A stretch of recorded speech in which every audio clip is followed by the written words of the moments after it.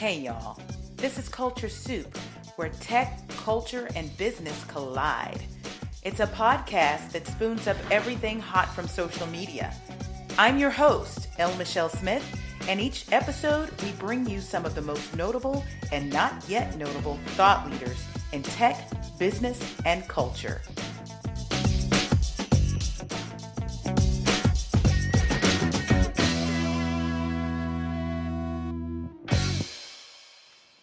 The year was 2017. That is the year that will go on record as the beginning of my speaker tour. Yes. So I was all over the place. One of my stops was in New York at a Horowitz event where media and marketing executives gathered to talk about the changing landscape of our society and how that impacted the way that we're consuming media. That's where I met our next guest. He would sit alongside me on a panel where we would discuss diversity and inclusion. In my case, inclusion marketing. In his case, what he called reframe the brand. He was probably the only one I knew in the industry that I knew of personally that was trying to re-examine the way we were looking at what some people would call total market. I think total market is a mistake. He had other thoughts, but as you listen to Jeffrey Bowman, you'll see that we wind up in the same place, and that is that change happens from the inside out, which means it's not just an HRD&I thing. It's a total organizational thing, and before you can do any marketing around it, or communicating around it, you have to start at home and get it right. Ladies and gentlemen, I want you to meet Jeffrey Bowman. He's the founder of Reframe the Brand. He is a change agent, and he is a tech founder. Without further ado, Jeffrey Bowman.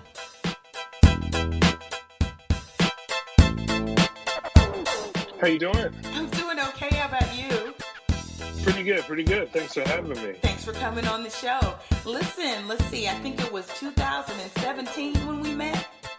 Yeah. Is that I think right? we're on a panel. I think we're on a panel together. Yes, we were. And we had a conversation about how to move forward in the space. And you've been doing some pretty innovative things.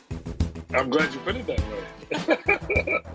No, I think when we met in 2017, we were on year two and just a couple of changes that we've made in terms of the company. When we first started out and when you and I met, we were pretty much making the bridge from when I left Ogilvy. And at Ogilvy, we pretty much tackled the conversation and around total market and the application of that through cross-cultural and polycultural insights. Mm-hmm. And so by the time you and I met, we basically had 2 years under our belt. We validate their approach. Right. And for a lot of folks in this space, the natural question was, is this a new form of advertising? Mm-hmm. And it really was around marketplace transformation. And then from there, we moved over to workplace transformation. Right.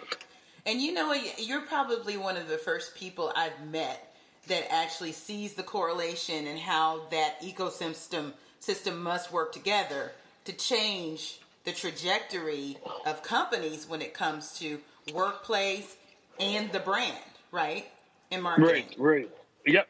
And you know, the thing is, you know, I did a lot of research with regards to, you know, if you think about the Gen X generation, we're probably generation post-civil rights too. Right. And so when a lot of us who started within marketing and communications, a lot of us didn't land in advertising. So you take someone like myself, started at Pepsi on the back of a truck. And so when you think about a lot of folks in that generation, we kind of worked our way from the bottom to strategic roles. Right. And so as I went through that migration, from a macro perspective, a lot changed from a talent perspective, but also from a consumer perspective. And a lot of folks talk about technology, but really, it's the human stupid, meaning people have changed. Right. And so as a result of that, by the time I got to Ogilvy, I was really at this state of, okay, why are we still talking about the things that we were talking about, 30 years ago? Right. And why are we still using the same practices? And so that's when I began to dig a little bit deeper, because I started at Pepsi, P&G, Millicors, Whirlpool, Dell, and Sears. And if you look at a lot of those iterations of jobs, there were not a lot of published documents as to how to help us. Right. And when you think about the books that we were reading, they were written as for the general market or the general pop. It took advertisers a long time to even recognize that there were markets out there that were not white. This reminds me of Ebony Magazine. And John Johnson, I mean, he was the one that really convinced some of these big brands to understand that Black people were a real market, let alone anyone else, Latino, Asian. Yeah. So a lot of that I discovered through research, obviously. And obviously coming from, if you think about the history between, the evolution of ethnic markets at the time, they were called Negro marketing. Right. And then from Negro went to ethnic, and from ethnic it went to Black, and from Black it went to, multicultural. So, and we laugh about this, we know, right? Yeah, no doubt. And as you think about those evolutions, the big precipitous was the television. And so when you look at that evolution of, what these audiences were called, you go from, let's say, $100 million industry, let's say 1970, to a $500 billion industry, okay? Right. B with the billion with the B. Right. And so what hasn't changed is the idea of those those markets now reflect 48% of the marketplace, but the people who are considered the experts get less than 1% of that $500 billion on a global basis. So that was the inequity that said, okay, something's got to change. Yeah. And so as I began to do the research, when you look at the way that the space formed, it was, the 50s and the 60s. And so to your point, it was 1935. There was an association formed called the Association for National Advertisers. They partnered with this association called the 4As, okay? And then they partnered to form the Advertising and Research Foundation, right? Okay. ARF. So think about that. Let's say on a good day, it was 1940. Yeah. It wasn't until 2000, to your point, they formed multicultural extensions so that they can educate the enterprise organizations. Wow. So everyone that came up, that's just advertising. And so when I began to do a little deeper dive, right around the time of, as you mentioned, everything with Ebony and Essence in 1970 with Essence, or 69 or 70, it was at the same time that they started this idea of a ethnic ERG or Black ERG. Right. And so when you look at the formation of the practice of marketing and communications and the practice of what became diversity, then inclusion as companies went global, these practices haven't changed. Right. And the results have been the same. Yes. Right? Absolutely. So and you know what? I don't want to cut you off, but before we get going, how about we have a culture soup moment? Because this is a great place to have one. Let's do it. Cool. All right. So this is one of the conversations. It's online all the time, especially on LinkedIn. We have corporate conversations, conversations about the workplace, and more about marketing. People are talking about diversity, inclusion, equity, belonging, all of these different words. But it's rare that you see entities thinking about a brand strategy that aligns with their workplace strategy so that their outcome will be more powerful. And it sounds like to me that's what you're doing. Yeah, I mean, if you're a brand purist, okay, and you look at how you form a brand, its purpose, and its identity, it used to be that you started from the inside out, right? Not the outside in, right? So if you can't convince your employees, how is it that you're going to convince That's consumers? the classic model. I mean, in public relations and communications, that's PR 101. You get your employees aligned first. Then you go out to the public. Right. And this is not the way it's happening because, I mean, people are being named Chief Diversity Officer left and right for all sorts of companies.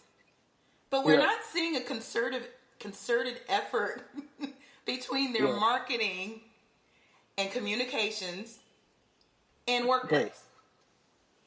Yeah, and here's what happened. We did a study in 2017, right around when we met you.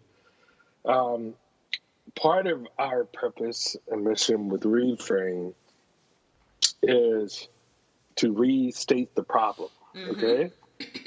Because we've been talking about this problem now, for 3 to 4 generations, okay? And so when we did a research study, it's like, what the heck is going on? Why can we not get this right? The way that we define the problem is that the workplace is 2 to 3 generations culturally behind the marketplace. That's a great insight. Because within the idea of culture, by social scientists, there are 5 stages of culture: mono, multi, cross, poly, and trans. So in the workplace, it's monocultural. Right. And in the marketplace, the debate is cross or poly, or have we even regressed? Right. In some cases. Yeah? That's another conversation, though. Totally. But long story short, when we do that, CEOs at the end of the day, when they're trying to solve a problem and it involves change, the other thing we say, well, we've been using the wrong app to solve for the same problem generation after generation. And so when CEOs have an issue, they call it change management, McKinsey, Deloitte, Bain, not your D&I and equity officer, right? Right. Everybody asks, well, how can we change? And there's an app for that, and it's called change management. And that's transformation. So I love the job that our partners within the D&I space have done, but it's really not the practice that we use. Right. It's really not the practice that CEOs use. If they want to do digital transformation, which is change, they call the consultants. And so that's how we're positioned.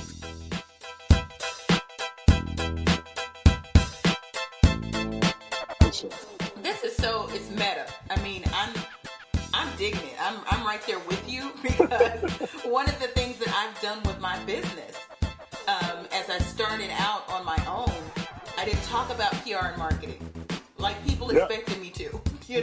26 years of it, the last 6 years deep in diversity and inclusion. But I talked about leadership and talent development. And I understand that if you get the people right, that it's easier to get your strategy right on the marketing side. It seems like it's just, I think we're very passionate about our topics. Right.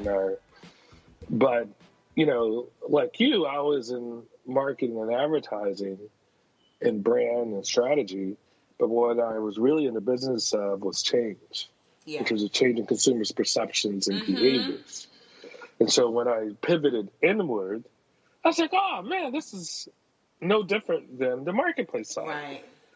And now that the technology is caught up, because someone said to me, and I'm sure as you were looking to exit, Someone said to me, "Hey, maybe you'll get 6 RFPs if you go into advertising. Maybe 6 tops because of the sales cycle." But Interesting. there are 120 million employees. How many of those people? I'll tell you what they originally said. This is an advisor who was a white guy. He said, "How many white guys need to be educated, trained, so that they have the tools?" Because you're going to them and saying, "Hey, we got a problem," but you're not giving them the tools to do the application and the change that's required. Well, Jeffrey, even there, I mean, assuming that these white men are very bright business people, and you've given them the data and the business case, not even the "because it's the right thing to do" message. Why would that even be a question? Here's the short answer. As I did strat planning and led the planning process, you got really a 9-month window to make your number. And it's the age-old thing around change. Fear. Yeah. It's not fear of change of the people. For instance, we know Hispanics equate for about 16% demographically. Right? Now, if you only been spending 0.5% of your budget, and all of a sudden, within one business cycle, you want to say, we're going to change that to get to a value that's reflective of that demographic, that's a huge swing. It's a huge jump. From a planning perspective, without testing and learning your way in. Right. And so, not only that, you ready for this? Yeah. For the past 40 years, we've offshored, and I'm being facetious, we've outsourced the knowledge and intellectual capital associated with those segments. Yes. And even if we didn't outsource it, we put it in a little department over in the corner. Yep. That may or may not have budget. And when the cuts come through, they're the first to go. And it's no different than if it were you have a cash cow brand, you have a very innovative brand, but at the end of the day, that innovative brand isn't going to account for 80% of your volume, for instance. Right. And so when you begin to, as we take a look at the strategic planning process, there are 5 things that we assess when we go into a company. Structure, do you have the right structure? Segments, over 95% of the companies that we've walked into, they may have a quantitative segmentation, but it's not reflective of the total addressable marketplace. Okay, yeah. So as a result of that, you can be in the face of many executives. They haven't even quantified the opportunity like they've done with the mass market. True. So how is it that you then $100 million or $150 million, whatever the budgets are, to these high growth segments when they haven't done the due diligence with a segmentation? Well, and let me ask you this. Yeah, how do you get some of these well-intended executives to start to think of this diversity and inclusion issue as something you must resource against instead of, it's feel good and just anybody can do it? Well, here's the thing. It's about the talent resource that you're procuring or sourcing. So let's talk, what we like to talk about is rarely can a company go through both workplace and marketplace change. So if we're talking about the workplace, it's about retention and increasing retention. When you think about Black and brown and women, in most companies, a 3x difference in terms of general pop from a talent perspective. And so what we've found is that unlike the marketplace, most resources within the company are functional led versus employee journey led. Employee journey and employee experience.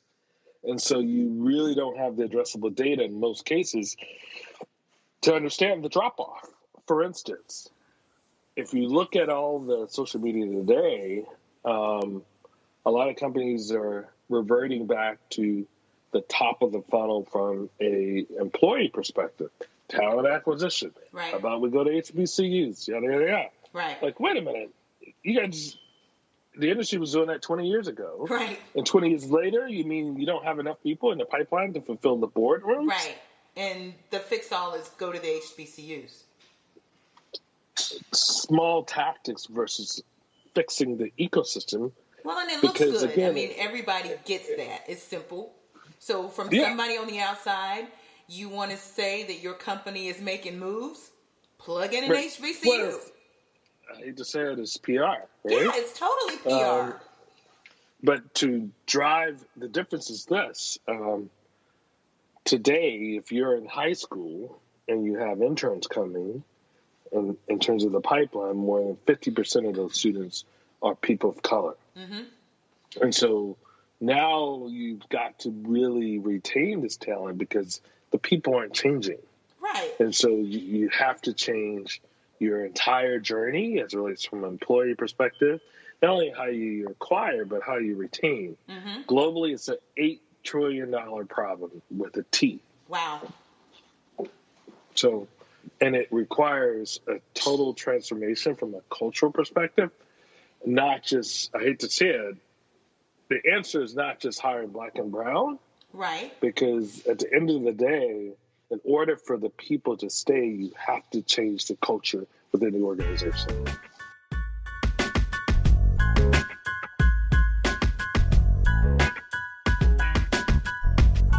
Absolutely. And the cultural shift isn't happening. But you're helping. No. You're attempting to help people, and you have a new product. Yes. Talk about yes. So, absolutely. Be more than happy to. So, as we were going into these companies and helping them from a service perspective, and again, what my ambition, and if we see each other 20 years from now, we're retired. We say, hey, Michelle, we sure did make a difference in terms of making sure that our kids don't have to talk about what our parents and grandparents have talked about. Right.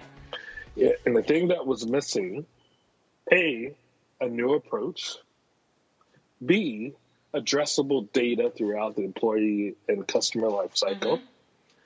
and C, was scaled to the conversation. Mm-hmm. And so what we did from at the beginning of 2018 up until June of this year, we built what we call an employee experience platform.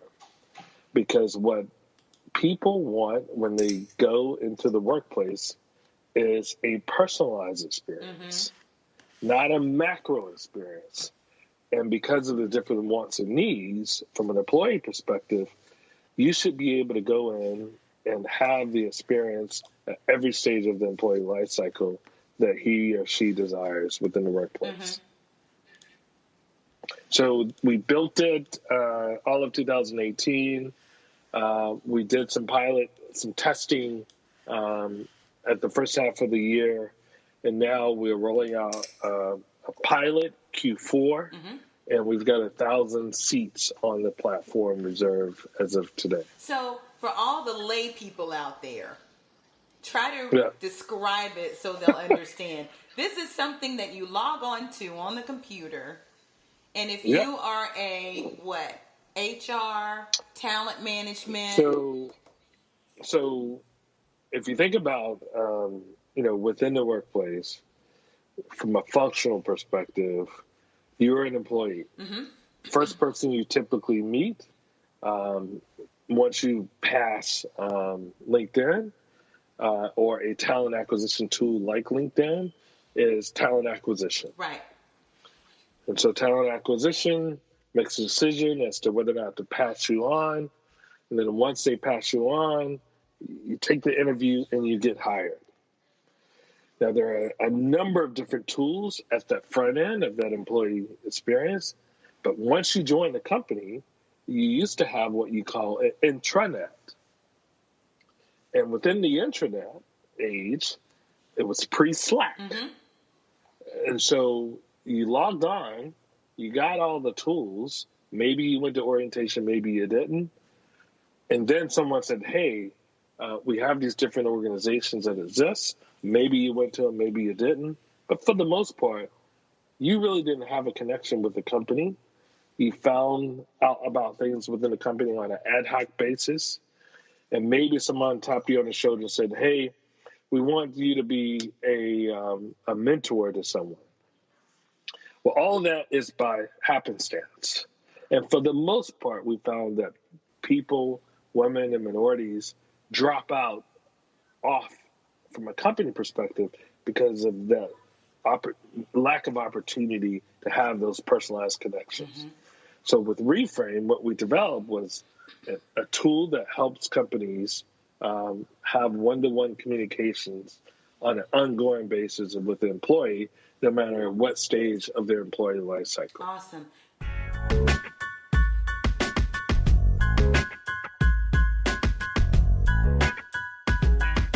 So you're launching that now, and you're coming to Dallas. Coming to Dallas on next month, October the 3rd. We look to have anywhere from 15 to 20 people. It's a very personalized experience because the platform is the end game. Mm-hmm. Up front is content that helps chief human resource officers, folks within the workplace space, make these type of decisions as it relates to change. And then the platform helps you scale and sustain that change within the workplace. Awesome. Which is our full circle moment. This is how we came back into contact, because you've asked me to do something. Tell the people what that is. Yeah. Well, I think, we're asking people to log on to the platform at getreframe.io. Mm-hmm. It's free to join. Mm-hmm. We're trying to build a community of B2B content creators like yourself. Right. Because within the workplace, it's one thing to say, hey, we want to change, but it's another thing to say we want to change with no content. Right. And so in most companies, when it comes to retention and topics that are specific to these high growth segments, there's a content desert. Mm-hmm. And so content creators like yourself, we're building a community of creators to provide content for people that log on and sign up for our subscription. Awesome. So you're going to be launching in Dallas. Are there other cities to come? Other cities to come. Dallas is going to be our final market. And then for Q4, we'll pilot with 1,000 seats. Okay. And then we'll officially launch in 2020. And we've got 6 events or summits. We call them Reframe Change Summits, scheduled for next year in 2020. And then we've got pop-ups that we're going to have in Q3 of next year as well. That's exciting. That's so exciting. Congratulations on the new platform. Thank you. And actually impacting change. I mean, literally. Yep. And I'm hoping that these companies are going to get on board if they're serious about it. If they're serious about it, they will get on board, because at the end of the day, no one wants to lose employees if they spend a ton of money on trying to hire. Right. Awesome.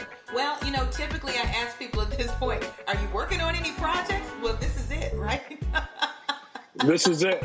I mean, 24/7. Yeah. Well, you know what? This is it. You're an entrepreneur. You're also a tech founder. Yeah. You found yourself in the midst of the whole How about that? development of an app. And so what was that like? Yeah. It's interesting. I had to retrain myself. I used to live in Austin, Texas at Dell. My team was responsible for Dell.com and econometric modeling. That was like in the late 90s. Early 2000s. And then when I saw that the workplace was still pretty much a dormant space, there were some gaps. The only way to solve those problems was through software. And so, moved into WeWork Labs, got accepted into WeWork Labs pre-accelerator. I'm a technical co-founder, had to learn new language, and pretty much just reinvested in myself over the course of a year.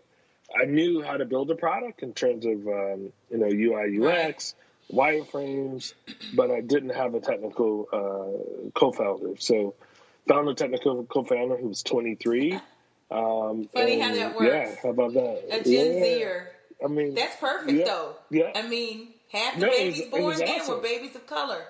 Yeah. So. Yeah, and he's from Grenada. He started coding and got his computer science degree at 18. Wow. Came to the U.S. So no, we're on our way. I mean, look, we need to support people like yourself. I think we're onto something in a very dynamic way, scalable and sustainable. We need to eradicate this issue. No sense of talking about it. Let's do something about it. Yeah, I know. I'm tired. I'm exhausted. Yes. Awesome. I tell people like, hey, this is not my final chapter, but it's pretty close to it. So I'm going to give it a pretty good go. I hear you. Work. You know how hard I understand. Hey, Jeffrey, where can people find you online? You can find us at www.getreframed.io. You can find me at Jeffrey L. Bowman on Twitter as well as IG. But yeah, that's pretty much it. Excellent. Jeffrey, I appreciate it. I'm looking forward to the big event and engaging as a business creator. So I'm very excited about that. Well, thank you, Michelle. And if you have any questions, feel free to give us a holler. And thank you for everything. Totally. Okay. Thank you so much, Jeffrey. Yeah. All right. Bye-bye. Bye. What an awesome conversation with Jeffrey Bowman, founder of Reframe the Brand. So grateful that he came on the show. Listen, I want you to know that the fall cohorts have been chosen. So excited for all of you that literally applied and showed such enthusiasm for growing together and having group coaching and one-on-one coaching. Thank you so much for submitting. Some upcoming speaking and appearances for you. I will be at the Wichita chapter of the AMA talking about the case for culture in marketing. That is September 19th in Wichita, Kansas. Following in October, I'm pretty busy. I have an appearance in Jackson, Tennessee with Lane College once again, where I'll be keynoting, talking to student leaders and faculty there. And I'll also make an appearance at Jeffrey Bowman's Reframe the Brand launch here in Dallas on October 3rd. There are other dates in October. If you want to learn more, go to lmichellesmith.com/appearances. If you'd like for me to come and speak at your event, go to lmichellesmith.com/speaking. You can fill out the speaker request form there, and we'll get back in touch with you. Find us online at theculturesoup.com, on Instagram and Twitter at The Culture Soup, on Facebook at The Culture Soup Podcast. Until next week. The Culture Soup Podcast is a production of No Silos Communication.